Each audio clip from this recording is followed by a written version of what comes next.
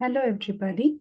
Today we are going to learn the next topic, that is teaching methods and approaches, that is from teaching pedagogical skills.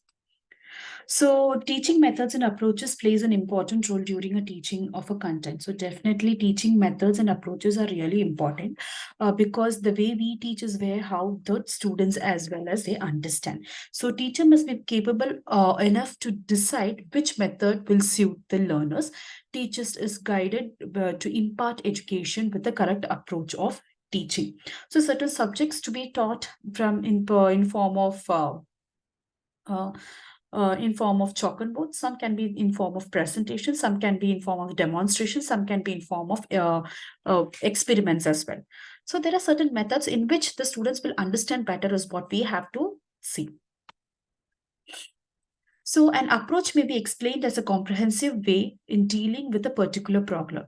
In general, plan action on the basis of which various methods and models have evolved.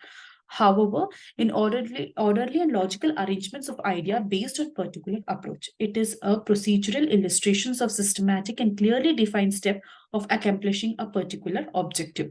An approach hence can be called as a processor on which the method is designed. There are many methods and teachings depending on the class curriculum, interest of learners, availabilities of resources. So certain place, for example, if it is a communication as a topic or a class, if it is a communication class, so what will we do instead of telling what is communication, what are the types of communication, verbal communication, non-verbal communication, instead of we giving them the explanation of communication, we should have at least give an example or an activity so that they will learn even more better. So the methods used by teacher or a learner centered. Well, when planning a lesson to be taught in the class, a teacher has to analyze many aspects using the approaches for teaching. So I will be thinking, for example, if I'm taking a topic called as communication, I have to make sure that the class is very interesting.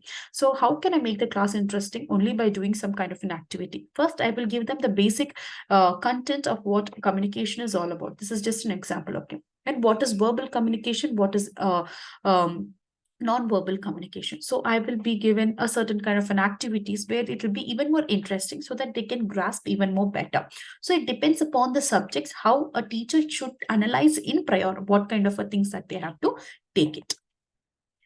There are many methods. So methods may be used by teacher centered or a concentrated. When planning a lessons, a teacher has to analyze many aspects using, and planning varies from person to person. So some person will think that PPT is the best play thing where I can give them in form of presentations with the good images so they will understand. Some, as I told you, I feel like giving an activity. So it depends upon the person to person.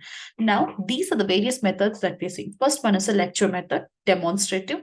Lecture come demonstrative, heuristic or discovery method, or problem solving method. So lecture, first we will go to lecture method. So lecture method plays a major role, whereas the learners have a minor no role to play. So it is a kind of a one-way communication.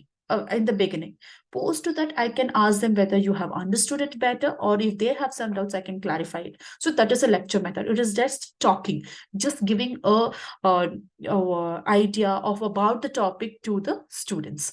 Then demonstrative, commonly used in science and mathematics teaching, where the drawbacks of these learners are not allowed to handle the equipment used in demonstration. Certain things cannot be. Now when you are talking about certain experiments, the teacher itself, they will experiment and show this is how it works. You're not given a chance to do it, but you are shown in form of a demonstrative way.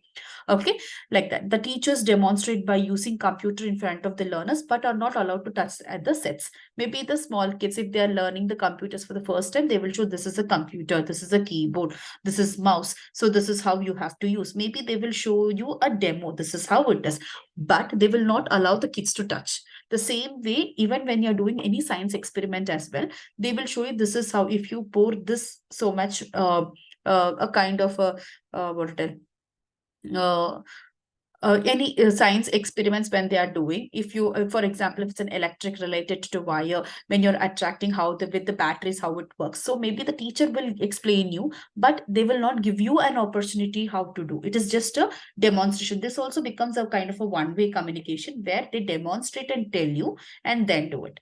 Next, coming to lecture come demonstration, certain things can be taught. For example, if you're learning about the life stage of a business, life cycle of a business, maybe initially it is a growth, then it is a maturity stage, then it is a decline stage. So all the stages will be shown, but example demonstration can be done by stating that example, this is a business which was started in so and so year, and over a year there was a growth due to that, after a maturity time, what happened, there was a competition, from there it came down. Maybe some live examples can be taken and they can demonstrate it, or you can give it in form of a demonstration to the students, so that the students will demonstrate and show it to the others. So this becomes like your lecture come demonstration. Heuristic or discovery method is something which you're trying to explore new things. Okay, learner should explore the facts and principles themselves. The definition clearly explains heuristic means finding through experience. It's a kind of a research that you do. When you do some research, you have to finding certain new medicines, is it not? So you're finding, if I put this kind of a things in this medicine, will it work? Will it? So if I test it on an animal, will this reflect, or will this have any impact to the society or to the environment?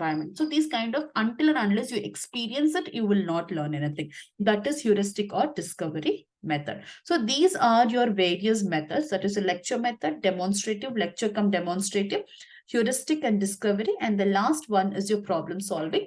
Problem solving is like a child cannot solve the problem until and unless he senses the familiarity with it.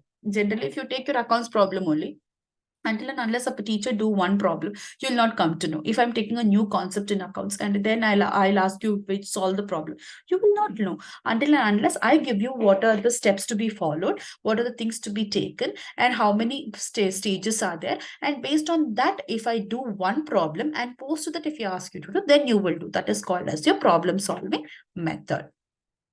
Thank you.